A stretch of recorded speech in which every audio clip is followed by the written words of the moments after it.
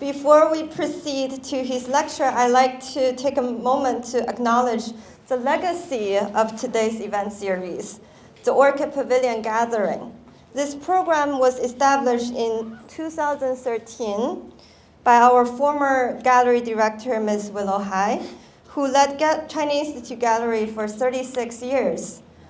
Originally held at our Uptown location, this annual spring tradition brings together artists, scholars, and enthusiasts in our gallery and courtyard to celebrate and exchange artistic insights. The first edition in 2013 was initiated during the year of Dunhuang. The spring exhibition highlighted sutras and excavated artworks from the city of Dunhuang, followed by the fall-winter exhibition compiled of contemporary works inspired by Dunhuang.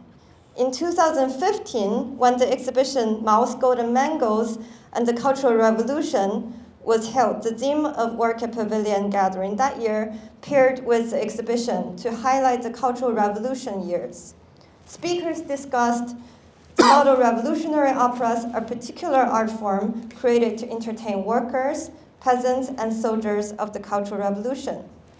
In 2017, another major exhibition, Art in a Time of Chaos, Masterworks from 6 Dynasties China, 3rd to 6th century was held. It marked the first exhibition in our current location in downtown New York. The theme of that year's Orchid Pavilion Gathering extended from the exhibition as usual and asked, why 6 dynasties? The 2018 edition celebrated the sublime beauty of nature, featuring 11 poets who recited original works inspired by the breathtaking landscape photographs in our exhibition, Art of the Mountain, through the Chinese photographer's lens. In 2019, we introduced a new sub-series, The Artist Talk, which over the following years brought 10 remarkable artists to share their creative journeys and sources of inspiration. That inaugural discussion centered on women artists exploring themes of identity and gender. Later in 2023, we returned to this focus, delving into the practices of 3 contemporary women artists, particularly their reinterpretations of the traditional bird and flower painting genre. This conversation unfolded alongside our exhibition, Flowers on a River, the Art of Chinese Flower and Bird Painting, creating a vibrant dialogue between past and present. Last year, we returned our attention to the enduring power of calligraphy. Artists spoke passionately about their devotion to the art form, while collectors shared captivating stories of how their obsessions evolved into scholarly pursuits. From its beginning, our Orchid Pavilion Gathering programs have always been paired with ongoing exhibitions.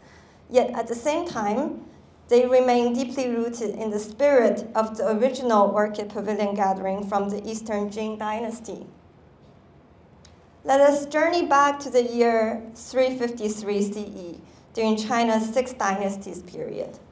On the verdant slope of Mount Kuaiji, in present-day Shaoxing, Zhejiang province, the scholarly artist Wang Xizhi and over 40 notable friends gathered to compose a 27 poems volume. This Ming Dynasty painting by Qian Gu offers us a window into how later generations imagined this iconic cultural moment. From this historical gathering emerged one of the most revered masterpieces in Chinese art history, Wang Xizhi's Lan Ting Xu, also known as the Orchid Pavilion Preface. The legacy of the Lanqing Gathering has resonated across centuries and borders, inspiring countless reinterpretations throughout East Asia. During the Ming Dynasty, we see a flourishing of scholarly homage to the original event, Qian Gu's work being just one among hundreds of tributes.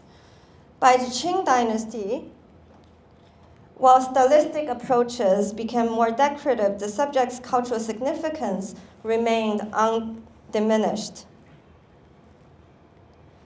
The tradition's influence extended beyond China, as evidenced by 2 remarkable works here, On the left, a recently donated piece now making its debut at the Met's exhibition, The Three Perfections, Japanese Poetry, Calligraphy, and Painting from the Mary and Cheney Coles collection. The screen on the right from the Cleveland Museum of Art's collection demonstrates how this subject metamorphosed into non-Chinese mediums. Rather than hand scrolls and hanging scrolls, it's now depicted on a pair of screens. Even in the 20th century, the Orchid Pavilion spirit endured. In Arts of Asia magazine's spring edition this year, Dr. Tamaki Maeda published an article about Orchid Pavilion gatherings of 1913 held in Kyoto, Japan. As you may have noticed, in all these artworks representing the historical gathering, the figures holding wine vessels in their hands, a telling detail that reveals one of the gathering's most delightful traditions.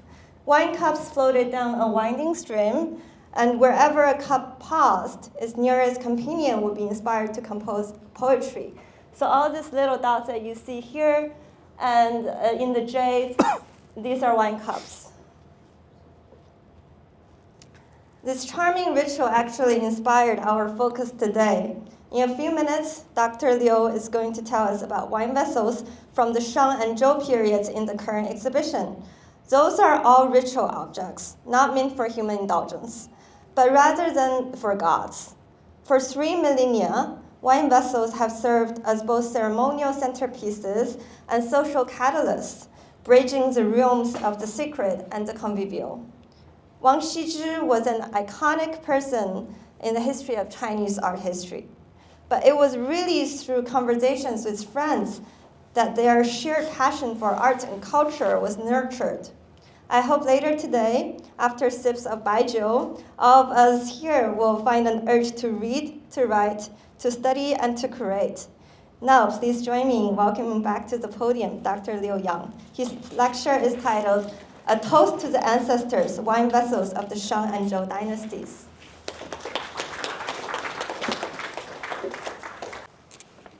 I'm so excited, actually. We should skip this lecture and right away to drink wine and compose poems, as Tracy had demonstrated through those wonderful artworks and the Jade Mountain, which is from our collection, actually. So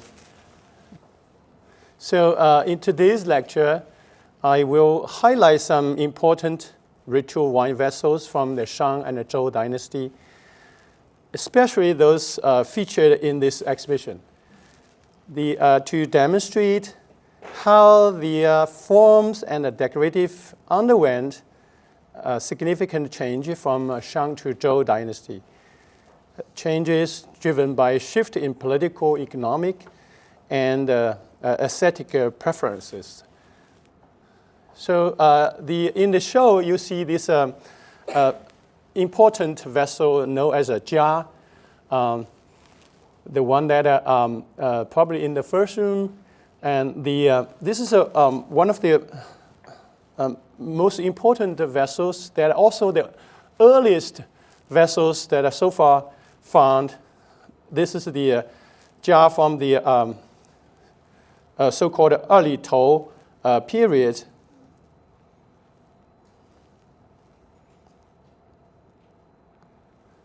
Now, during the late Shang dynasty, then it underwent a very dramatic change from the earlier form like those that to there's a variety of forms. Like this one, it has a narrow neck and then a bulging body.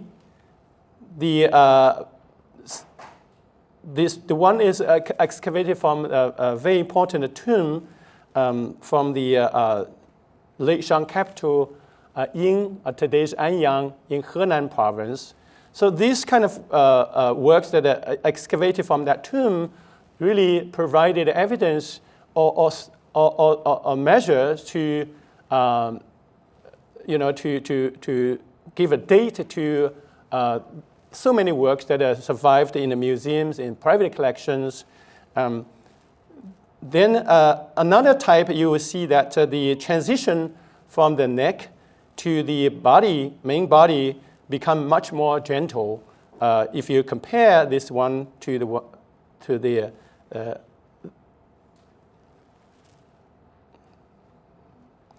then this is kind of turned a little bit squarish, and although the corner of each corner is still kind of rounded, and now this one also in I think in the exhibition, the one on your right is from our collection. The other is from Asian Art Museum. The one that in our collection does not have a lid, but judging from the one now in the Asian Art Museum collection in San Francisco, you would assume that the originally that it has a lid that with an animal, a pair of birds or sometimes other animals served as a knob of the lid. It's interesting that to see that some, those the post always stands along the rim, and the function of this kind of posts with the cap is all discussed by scholars. There's one opinion holds that this probably that's where they would tie a bag containing with the herb that will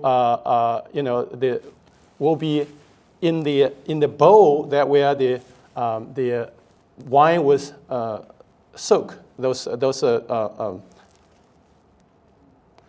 One fascinating vessel belongs to this type is this one that was formerly in Meiyingtang collection in Zurich.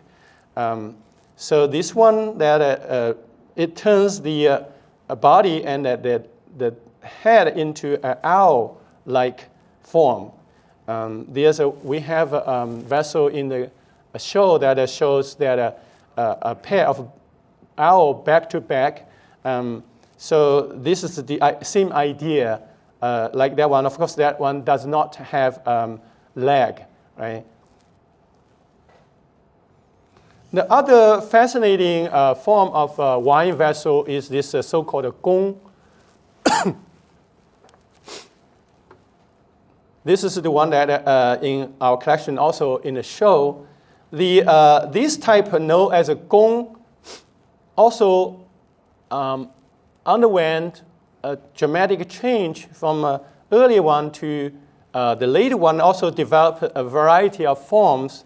You see that this one in the show does not have a leg, but now you see that it has it's actually appeared in the same time that it has be added with four legs. Then some other gong are in the form of animal, quite comparatively naturalistically depicted, like this one.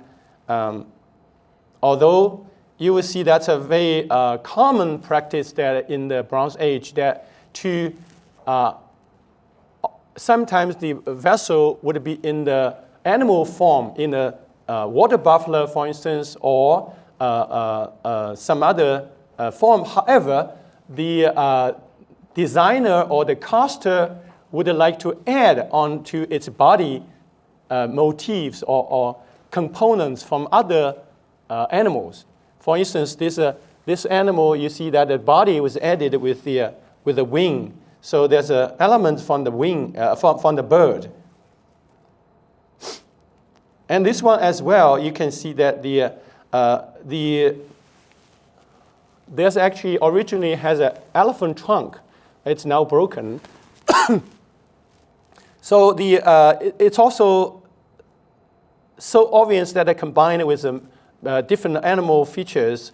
On the body, even you will see large bird standing. These two legs serve as the bird leg as well.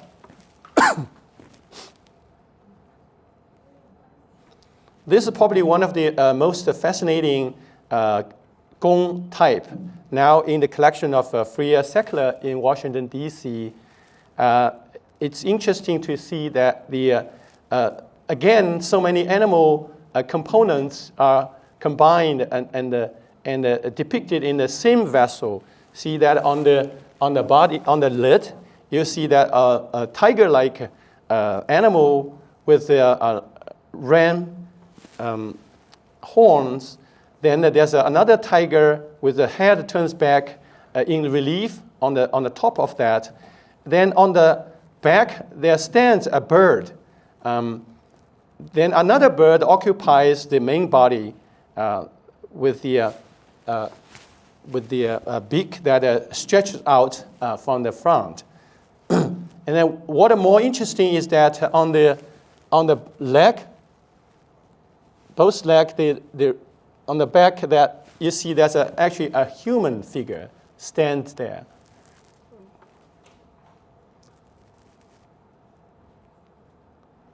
Now sometimes the vessels in animal form can be depicted comparatively naturalistic, like this one from excavated in Hunan province.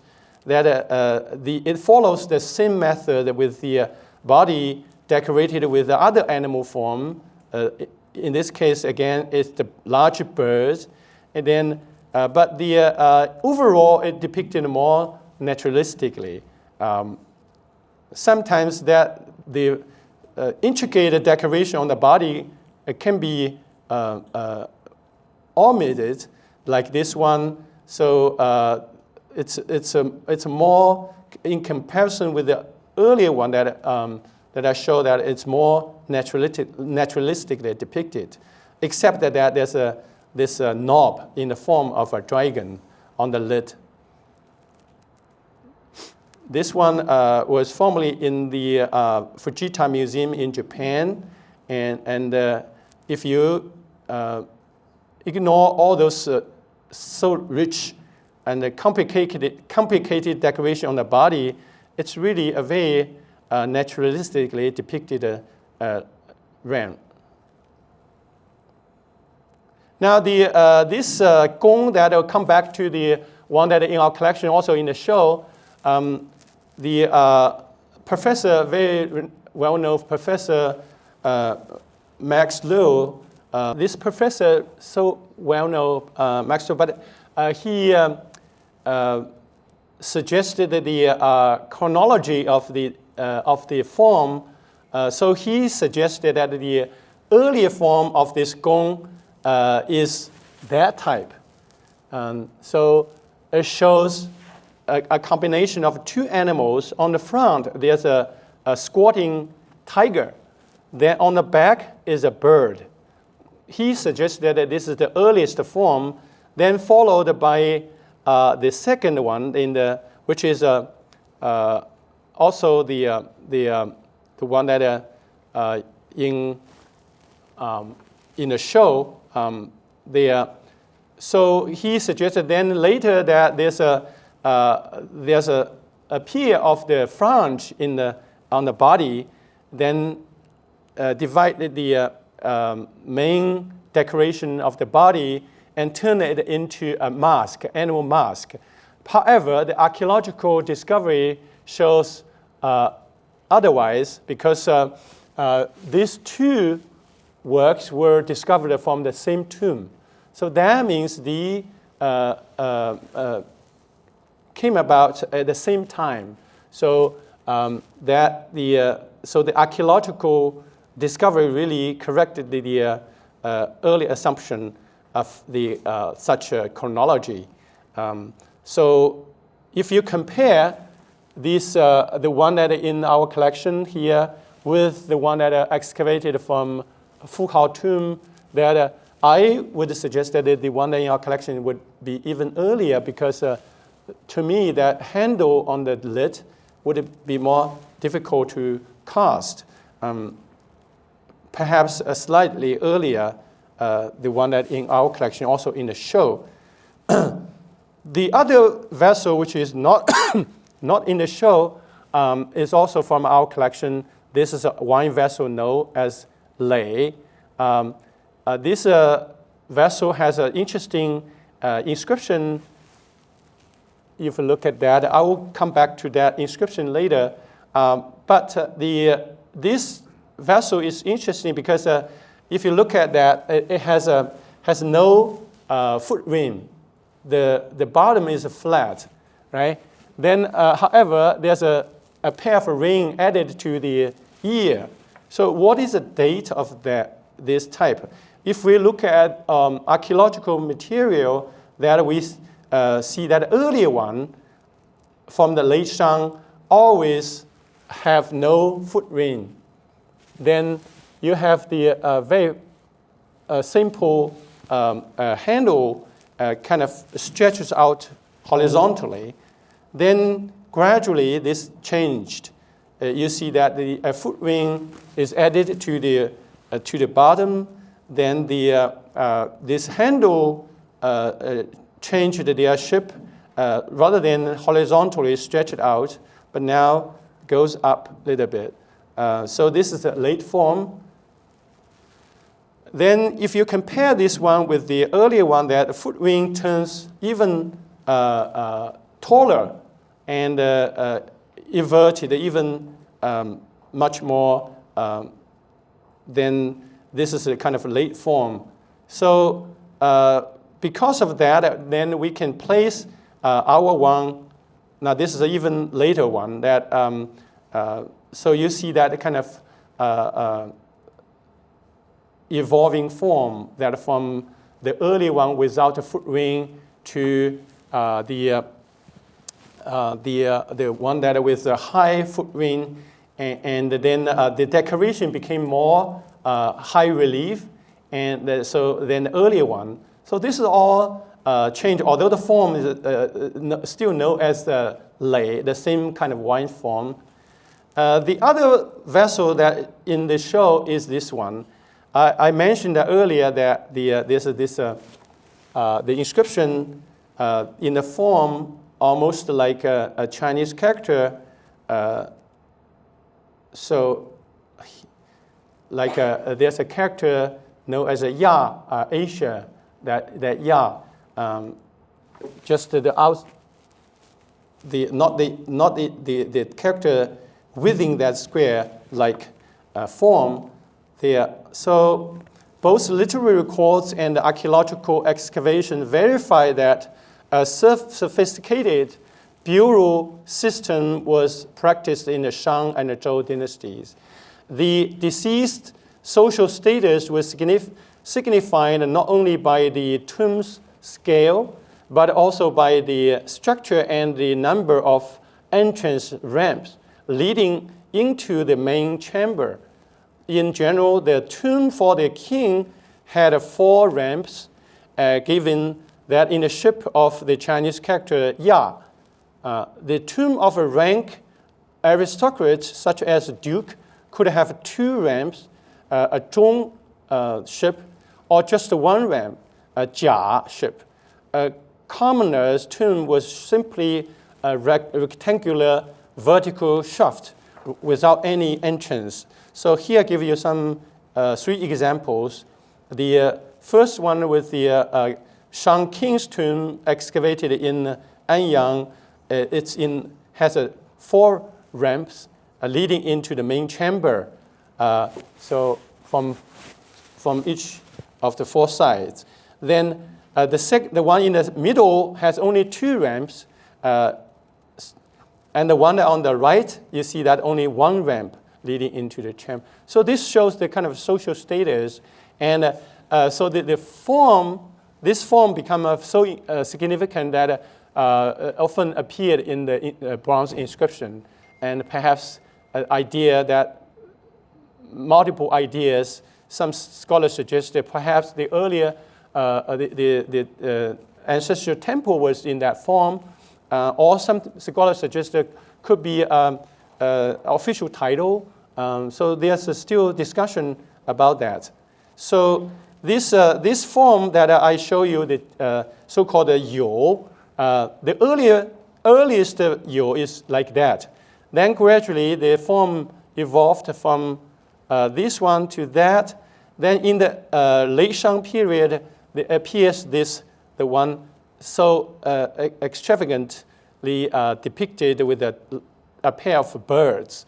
That this is excavated in Anyang in the late Shang capital, which is exactly the same as the one that in our collection now in the show.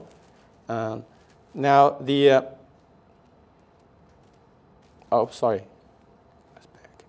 Now there are several works that are similar to that in the Western collection. This one is in the Worcester Art Museum, and this is in the Henan Provincial Museum in China, and this was excavated in Hunan. They are similar, but very rare. This is another one that has the same inscription with that kind of form that I mentioned earlier, almost like this tomb structure. So this one has that as well. This was several years ago sold at this dealer Jim Lally gallery. Now, if you look at this type of yo, you'll notice that the change occurred towards the form in the late period. For instance, this one, there's always a discussion whether it's from late Shang or from early Western Zhou, because if you compare this one with the earlier one, you will see that the foot ring turns much higher. If you look at this one, then this one. So that bottom section became much higher, and this one as well. Then other change occurred to the bird is this, on the back of the bird appears this almost like a flower bud, like that's also a late feature. Then the other is this appearance of this almost like a palm, like a structure on the head of this dragon, decorating the end of the handle, U-shaped handle. So this one has a more feature, would be from a late period, not from Shang, or rather from the succeeding dynasty Zhou, earlier Western Zhou period. So this one also have that almost a flower bud-like a decoration behind the bird. So this is kind of a late feature. The other form that in the show is this another yo. This is much simpler but elegant form than if you compare the one that I just showed. Now this one also, the one in our collection, this is in our collection, the lid, the knob on the lid top is pretty simple, but some are more well designed, like this one. It's a bird form. There's a chain linked to the lid with the handle, so that when you open the lid, they will still connect to the handle. This one was excavated in Anyang. Then there's another one in Asian Art Museum collection, very similar in San Francisco. Now this one in the Free Secular collection has a very interesting decoration on the main body. This owl, you see that the owl was probably the most popular, one of the most popular birds appeared in the decoration of late Shang bronze. It could serve as the totem of the clan, perhaps. Now this is a very intricate design because the neck is separated with the body, but then can be assembled together. The Minneapolis Institute of Art also has a very unique yo with the square body. This one here, again, like the earlier other form that has a bird knob on the connect to a chain to the handle, Now, if you look at the motif here, we talked about earlier in the gallery about the animal mask. So animal mask also, there's a different form. This one is interesting because the components of the face, including eyebrow and the nose, the mouth, and also the ear, they all separated, like floating there. So this is another new form that developed in the late Shang. This one has a much high relief. That on each corner, a dragon head. Now this one has a very intricate design. Again, this form resembles the one that I just showed, that form of a tomb. So this is in the Palace Museum collection in Beijing. And now this is another, also belongs to the same family, Yu, the one that appears in our exhibition. If you look at the object that you see that, some details are so naturalistically depicted. However, if you look at some other component, some other part, they are simply not the case. For instance, if you look at the head, it's in the form of an owl, and so is the body. It's the owl's body with a wing. However, when you look at the legs, they are animal legs rather than a bird leg. So this form also shows a kind of a different variety of forms. Like this one, if you look at that one, there's no flange on the body. However, this one in the Freer's secular collection has a flange on the body. This is the one that excavated in Anyang, so that gives a kind of standard piece to help us to date other works that are in various museums collection. Then there's another form of this type that the lid is completely different from the body, because if you look at the earlier one, that the lid also depicts a bird, right? The body kind of collaborates. The body and the lid collaborates to present a complete image of an owl. However, this one, if you look at the body, it's a bird body, or owl perhaps. But if you look at the head, the lid, which is completely different from the other one, it's the animal mask. So the lid does not collaborate with the body. So this is another form of this type. This is the same one that body and lid does not collaborates.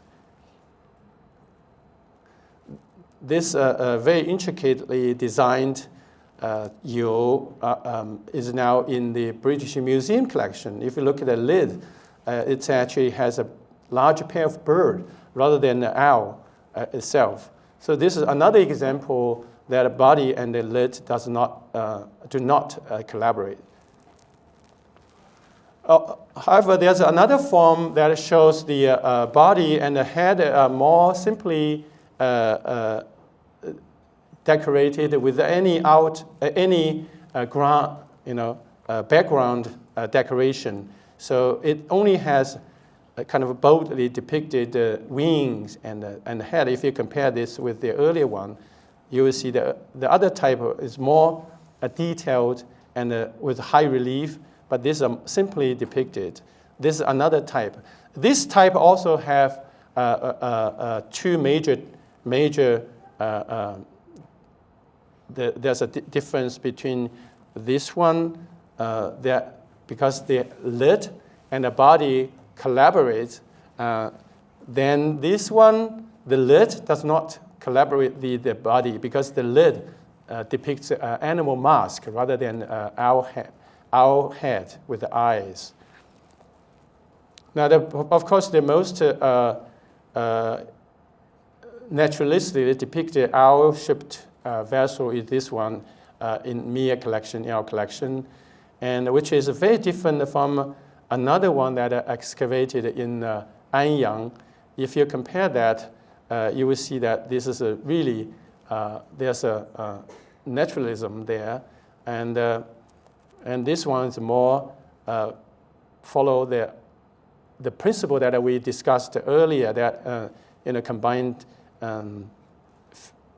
different animal components and put them together, and so the development of bronze in the early Western Zhou, spanning roughly from King Wu to King Zhao, that was 1046 to 977 BC, was transitory in nature, with most of the forms and decorative schemes of bronze vessels inherited from the Shang dynasty. However, some changes are seen during the late period of the early Western Zhou. For instance, I just give you one example. Here you see that this is in Shanghai Museum's collection, a wine vessel, Hu. You see that on the neck, there's a pair of birds. This kind of bird are almost ubiquitous, you see a lot. But this is unique because it has a flower stretches from the head, back of the head. See, this is a detail here. There are a number of wine vessels have the same decoration with the flower stretches behind the head of the bird. This one in the Palace Museum collection in Beijing, and this again in the Palace Museum collection in Beijing. This is also known as an You wine vessel. This is in the Shanghai Museum collection, also have that feature. This is in British Museum collection, has that feature as well. But however, the difference lies in that here the flower stretches out from the large bird occupying the main body, rather than in other examples, it's only appeared on the frieze along the neck. It's a time? Oh no.